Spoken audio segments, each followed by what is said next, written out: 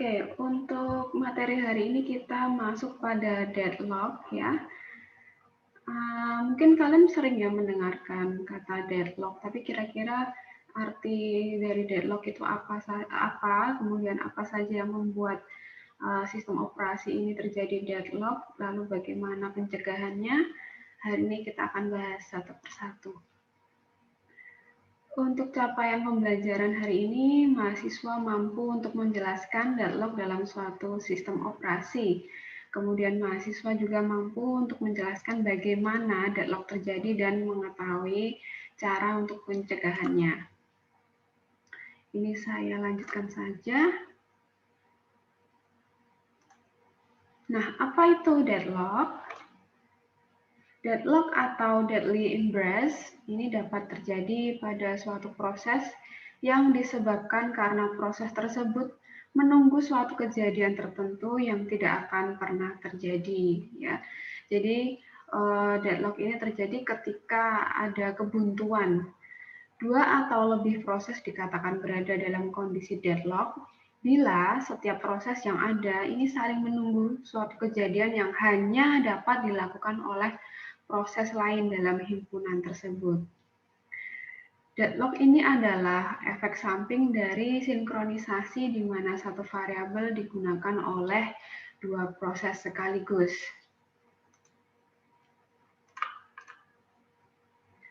Deadlock atau bisa disebut sebagai kebuntuan ya. Kebuntuan yang dimaksud dalam sistem operasi ini adalah kebuntuan dalam suatu proses. Nah, suatu kondisi di mana dua proses atau lebih tidak dapat meneruskan eksekusinya karena di sana terjadi kebuntuan ya atau deadlock tersebut. Nah, deadlock ini keadaan di mana dua atau lebih proses saling menunggu meminta resources untuk waktu yang tidak terbatas lamanya. Jadi ini saling menunggu sumber daya ya, sumber daya yang sebenarnya ini semua proses pun membutuhkannya tetapi tidak bisa diakses dalam satu waktu tertentu. Suatu kondisi di mana proses tidak berjalan lagi ataupun tidak ada komunikasi lagi antar prosesnya. Jadi dia berhenti ya.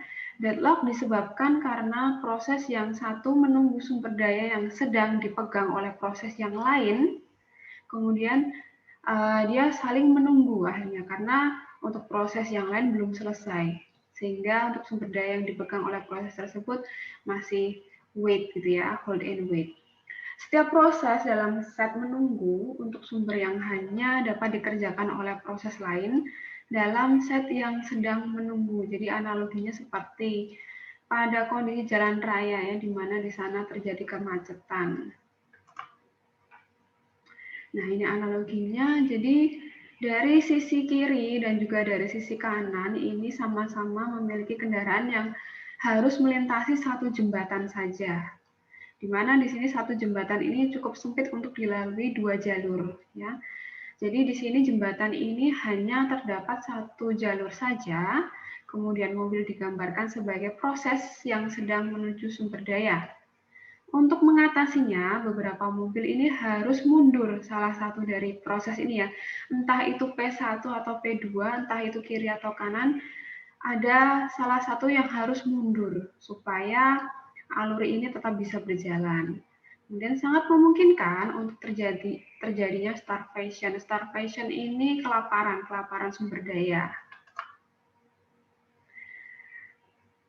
Yang berada di sebelah kiri jembatan ini ya, tidak dapat melaju sebab terjadi deadlock di tengah jembatan sehingga antara alur yang kiri dan kanan pun tidak bisa berjalan, prosesnya ini terhambat ya. Setiap mobil itu bergerak tanpa pengaturan sehingga setiap mobil akan bertemu pada satu titik. Nah, ini mengakibatkan adanya kemacetan ya. Akibatnya setiap mobil tidak dapat melanjutkan perjalanan lagi karena terjadi deadlock. Sehingga untuk titik tersebut akan terkunci ya, tidak bisa digunakan untuk alur kiri, kanan, atas maupun bawah. Oke, kemudian ini adalah penggunaan resource ya. Ini terjadi pertama yaitu meminta resource ya. Jadi dia meminta atau merequest sumber daya yang ada. Kemudian tahap berikutnya menggunakan resource, berarti dia memakai, use ya, memakai resource atau memakai sumber daya.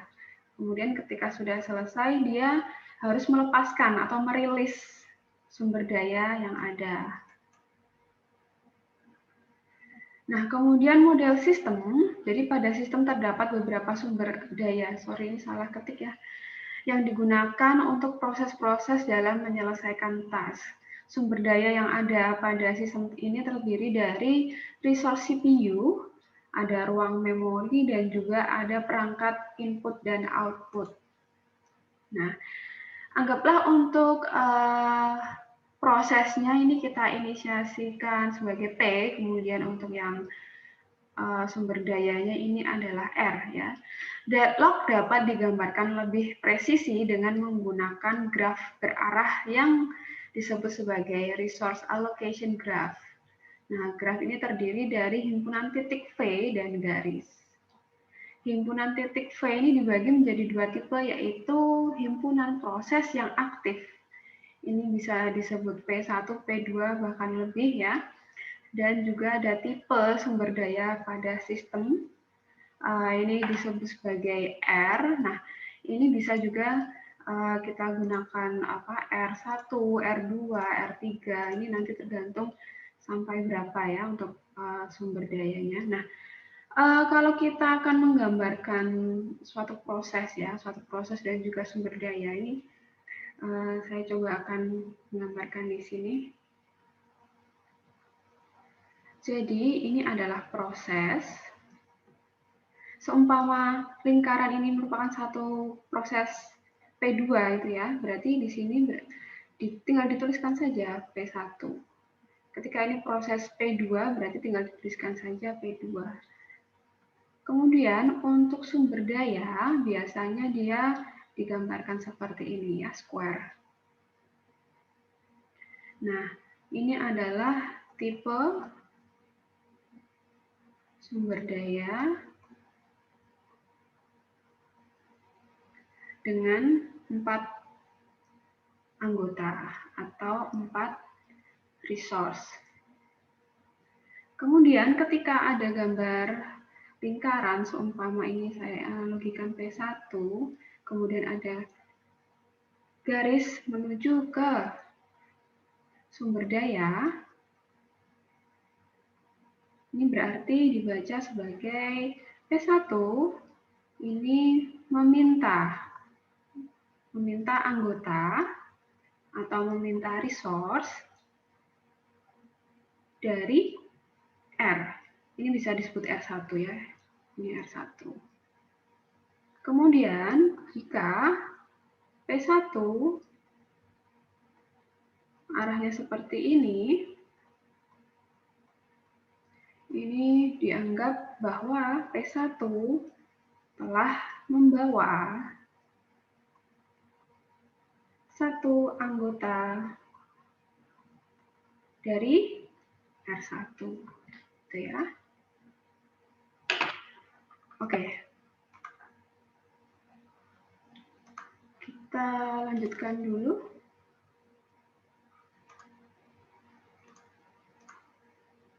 Nah, mengapa bisa terjadi deadlock ya? Ini memiliki beberapa macam sebab mengapa terjadinya deadlock. Nah, ini terjadi karena adanya mutual exclusion. Ini disebut sebagai suatu kondisi di mana setiap sumber daya diberikan tepat pada satu proses pada suatu waktu. Jadi untuk proses ini sebenarnya membutuhkan sumber daya yang lebih, tetapi sumber daya tersebut hanya bisa diakses oleh satu proses saja. Kemudian hold and wait, kondisi yang menyatakan bahwa proses-proses yang sedang memakai suatu sumber daya ini dapat meminta sumber daya yang lain. Jadi ada proses menunggu di sini.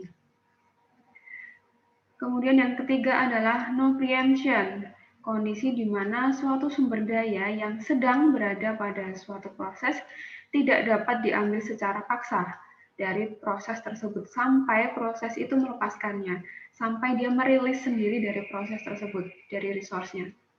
Jadi tidak bisa adanya interupsi di sini. Nah, kemudian yang keempat, circular weight. Ini kondisi yang menyatakan bahwa adanya rantai saling meminta sumber daya yang dimiliki oleh suatu proses atau oleh proses yang lainnya. Jadi dia menunggu proses yang lainnya itu sudah selesai, harus terselesaikan dulu. Jadi dia ada proses wait juga di sini, circular wait. Mutual exclusion ini hanya ada satu proses yang boleh memakai sumber daya, dan proses yang lain yang ingin memakai sumber daya tersebut ini harus menunggu hingga sumber daya tadi dilepaskan atau dirilis. Atau tidak ada proses yang memakai sumber daya tersebut. Ya, jadi dia harus menunggu sehingga proses itu bisa menggunakannya untuk sumber daya yang lainnya lagi, gitu ya. Jadi di sini tidak bisa satu sumber daya itu digunakan lebih dari satu proses. Nah, pencegahannya seperti apa jika ada proses mutual exclusion ini, gitu ya. Jadi seharusnya sumber daya yang ada di sistem itu dapat digunakan secara bersama-sama, dapat digunakan lebih dari satu proses. Nah, itu cara pencegahannya. Kemudian ada hold and wait. Proses yang sedang memakai sumber daya boleh meminta sumber daya lagi. Maksudnya, proses menunggu hingga benar-benar sumber daya yang diminta itu tidak dipakai oleh proses yang lain. Nah, hal ini dapat menyebabkan starvation atau kelaparan sumber daya, sebab dapat saja sebuah proses tidak mendapatkan sumber daya dalam waktu yang lama. Ada proses hold, ada proses wait. Jadi ada yang saling menunggu di sini. Nah, pencegahannya seperti apa? Jadi proses harus meminta dan dialokasikan semua sumber daya yang diperlukan sebelum proses memulai eksekusi atau mengizinkan proses meminta sumber daya hanya jika proses tidak membawa sumber daya yang lainnya, supaya tidak ada proses wait di sini. Kemudian untuk yang no preemption, ini sumber daya yang ada pada sebuah proses tidak boleh diambil begitu saja oleh proses yang lainnya. Untuk mendapatkan sumber daya tersebut, maka harus dilepaskan terlebih dahulu oleh proses yang memegangnya, jadi harus rilis. Selain itu, seluruh proses menunggu dan mempersilahkan hanya proses yang memiliki sumber daya yang boleh berjalan. Jika dia tidak memiliki sumber daya, dia harusnya tidak bisa langsung berjalan, jadi dia menunggu. Nah, pencegahannya seperti apa untuk no preemption ini? Jadi nanti penyediaan non preemption ini bisa mencegah proses-proses lain harus menunggu, gitu ya. Seluruh proses menjadi preemption sehingga tidak ada tunggu menunggu. Jadi sebenarnya untuk no preemption ini kan tadi tidak bisa adanya interupsi proses lain. Nah, sedangkan kemudian di sini no preemption dianggap tidak efektif karena sering terjadi deadlock, sehingga untuk no preemption ini pencegahannya adalah preemption. Preemption ini nanti bisa memilih mana yang diprioritaskan. Jadi ada interupsi di sana. Kemudian ada circular weight. Ini kondisi seperti rantai ya. Kita bisa lihat dari gambar yang di sebelah kanan ini. Ini kondisi seperti rantai, yaitu sebuah proses yang membutuhkan sumber daya yang dipegang oleh proses berikutnya. Jadi USB 1 menunggu USB 2, kemudian USB 2 menunggu USB 3, dan seterusnya. Jadi dia saling menunggu. Nah, pencegahannya seperti apa? Proses yang saling menunggu sumber daya ini sebelumnya bisa merequest atau ada permintaan request terlebih dahulu untuk sumber daya supaya bisa terdata, ada listnya. Kira-kira mana dulu yang harusnya mendapatkan sumber daya? Apakah itu proses 1 terlebih dahulu atau proses 2? Nah, jadi contohnya seperti ini. Contohnya untuk P1, proses 1 ya. Jadi dia biarkan saja ini proses yang P1 ini menggunakan R1 dan R2. Artinya P1 ini bisa menggunakan sumber daya 1 dan juga sumber daya 2. Dia selesai dulu. Kemudian setelah dia selesai, baru nanti untuk yang proses berikutnya menggunakan R1 dan R2. Jadi sehingga di sini tidak akan terjadi circular weight. Oke, ada strategi untuk menghadapi deadlock ya. Jadi memastikan bahwa deadlock tidak akan pernah ada, baik dengan metode pencegahan dengan mencegah 4 kondisi deadlock agar tidak akan pernah terjadi lagi. Nah, metode menghindari deadlock ini yaitu mengizinkan 4 kondisi deadlock tetapi menghentikan setiap proses yang kemungkinan mencapai deadlock. Nah, membiarkan deadlock ini untuk terjadi dengan cara pendeteksian deadlock.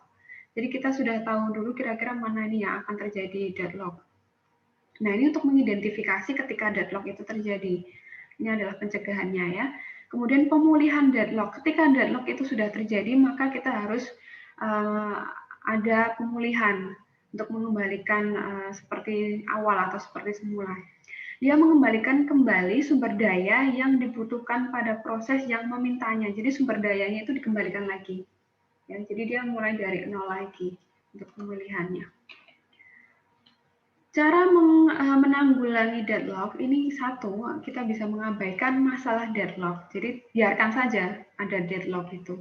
Lalu yang kedua, mendeteksi dan memperbaiki. Kita harus tahu dulu kira-kira mana nih yang akan terjadi deadlock, kemudian kita perbaiki di bagian itu. Kemudian yang ketiga, deadlock avoidance system. Nah, kita nanti akan ada perbaikan juga di sini, deadlock prevention. Ini nanti kita juga akan bagaimana sih untuk resolve gitu ya supaya deadlock ini bisa prevent lagi. Mengabaikan masalah deadlock. Nah, ini kita bahas satu persatu ya dari keempat tadi. Memastikan terlebih dahulu sistem tidak memasuki deadlock dengan mencegah dan menghindari deadlock tersebut. Kemudian, metode mengabaikan deadlock ini dikenal dengan algoritma ostrich. Nah, algoritma ostrich ini menghadapi deadlock dengan berpura-pura bahwa tidak ada masalah apapun. Anggaplah tidak ada hal yang terjadi, semuanya lancar gitu ya.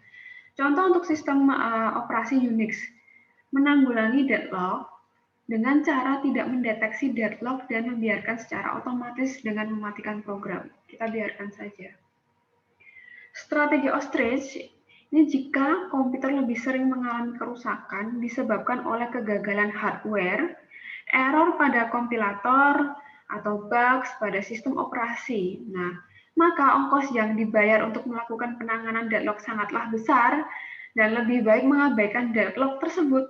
Ya, kita langsung abaikan karena nanti akan ada beberapa ongkos yang harus kita bayar untuk memperbaiki itu. Jadi di sini caranya adalah dengan mengabaikan adanya deadlock. Mendeteksi dan memperbaiki. Nah, permintaan sumber daya dikabulkan selama itu memungkinkan, selama sumber daya itu bisa diakses oleh beberapa proses, gitu ya, di suatu waktu tertentu. Sistem proses memeriksa apakah kondisi circular wait secara periodik. Apakah ini terjadi secara periodik, ya, untuk circular wait-nya. Kemudian pemeriksaan adanya deadlock dapat dilakukan setiap ada sumber daya yang hendak digunakan oleh sebuah proses. Kemudian memeriksa dengan algoritma tertentu. Nah, ini opsional ya untuk algoritmanya. Ada beberapa cara untuk keluar dari deadlock. Nah, ini ada beberapa cara untuk menanggulangi supaya kita bisa keluar dari deadlock ini ya. Lewat preemption dengan cara untuk sementara waktu menjauhkan dulu dari sumber daya dari pemakainya dan memberikannya pada proses yang lain. Ketika memang proses itu terlalu sibuk ya untuk pengaksesan sumber dayanya, ini dialihkan dulu ke proses yang kira-kira memungkinkan. Karena untuk yang preemption ini kita bisa memilih prioritas mana atau proses mana yang lebih diprioritaskan. Lewat melacak kembali, melakukan pengecekan secara periodik dan menandai tempat terakhir kali menulis ke disk. Kemudian lewat membunuh proses yang menyebabkan deadlock. Kriteria seleksi korban. Nah, kita harus menyeleksi ya, kira-kira mana sih kira-kira yang akan terjadi deadlock gitu ya, seleksi korbannya. Yang paling jarang memakai prosesor, yang paling sedikit hasil programnya, yang paling banyak memakai sumber daya sampai saat ini. Kemudian yang alokasi sumber daya totalnya tersedikit, kemudian yang memiliki prioritas terkecil. Nah, ini kira-kira mana nih yang perlu dikorbankan gitu ya. Sistem harus bisa memilih kira-kira mana yang diprioritaskan dan mana yang perlu disisihkan terlebih dahulu. Kemudian metode penanganan deadlock, di sini ada deadlock prevention, pencegahan adanya faktor-faktor penyebab deadlock. Kemudian ada deadlock avoidance, menghindari dari situasi potensial yang dapat mengarah menjadi deadlock. Jadi dia lebih melihat kira-kira apakah ini akan terjadi deadlock gitu. Jadi dia menghindari kira-kira seumpama ini bisa potensial terjadi deadlock, ya jangan melakukan proses itu gitu ya. Kemudian deadlock detection. Jika deadlock ternyata tidak terhindari, maka bagaimana mendeteksi terjadinya deadlock? Nah, ini dilanjutkan dengan penyelamatan atau recovery.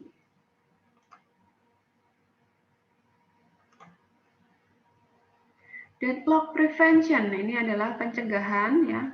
Faktor-faktor penyebab deadlock yang harus dicegah untuk terjadi ini ada 4 faktor ya. Yang sudah kita sampaikan tadi, sudah kita bahas tadi, ini adalah mutual exclusion, pemakaian resource, kemudian hold and wait, kemudian ada no preemption resource, kemudian ada circular wait, kondisi saling menunggu. Jika salah satu bisa dicegah, maka deadlock pasti tidak akan terjadi. Ya. Jika salah satu bisa dicegah, maka deadlock itu pasti tidak terjadi. Tindakan preventif, ini kemudian kita harus membatasi pemakaian resources, jangan terlalu sibuk ya untuk alurnya. Kemudian masalah yang terjadi ini sistem tidak efisien, kemudian tidak visible. Nah, kemudian untuk mutual exclusion tidak diperlukan untuk shareable resource. Kemudian mungkin hanya bisa read only saja, tidak bisa mengubah data ya, tapi kemudian ada juga tapi terdapat resource yang harus mutually eksklusif. Ini contohnya printer. Kemudian hold and wait, ini request dan alokasi dilakukan saat proses start atau dideklarasikan di awal program. Ya. Kemudian request ini hanya bisa dilakukan ketika tidak sedang mengalokasikan resource lain. Jadi dia lebih fokus ya. Alokasi beberapa resource dilakukan sekaligus dalam satu request. Simple, tapi resource akan dialokasikan walau tidak selamanya digunakan. Serta beberapa proses bisa mengalami starvation atau kelaparan resource. Untuk mencegah adanya no preemption, ini no preemption ini yang tidak bisa ada interupsi yang masuk ya, tidak ada prioritas. Jika proses telah mengalokasikan resource dan ingin mengalokasikan resource lain, tapi tidak diperoleh sehingga ada proses wait di sini, maka ia melepaskan semua resource yang telah dialokasikan.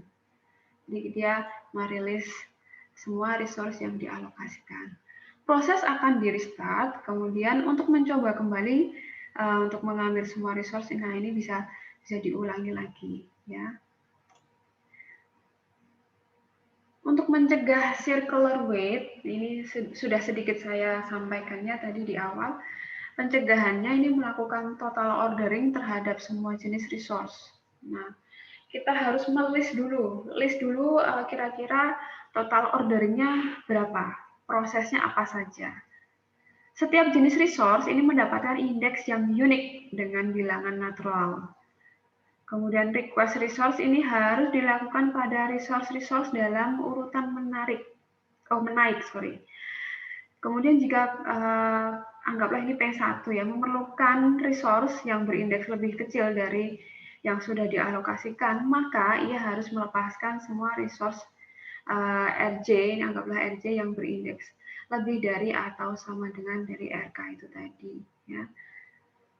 Untuk circular wait ini memang harus kita paling tidak membiarkan 1 atau 2 proses untuk selesai terlebih dahulu.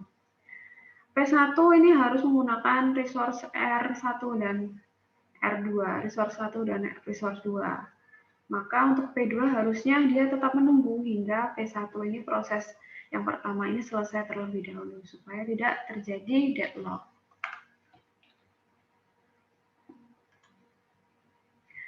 Untuk deadlock avoidance atau menghindari deadlock, apabila di awal proses, OS bisa mengetahui resource mana saja yang akan diperlukan oleh proses. OS bisa menentukan penjadwalan yang aman atau safe sequence. Nah, ini modelnya proses harus menyatakan max ya jumlah resource yang diperlukan untuk itu hingga selesai gitu ya.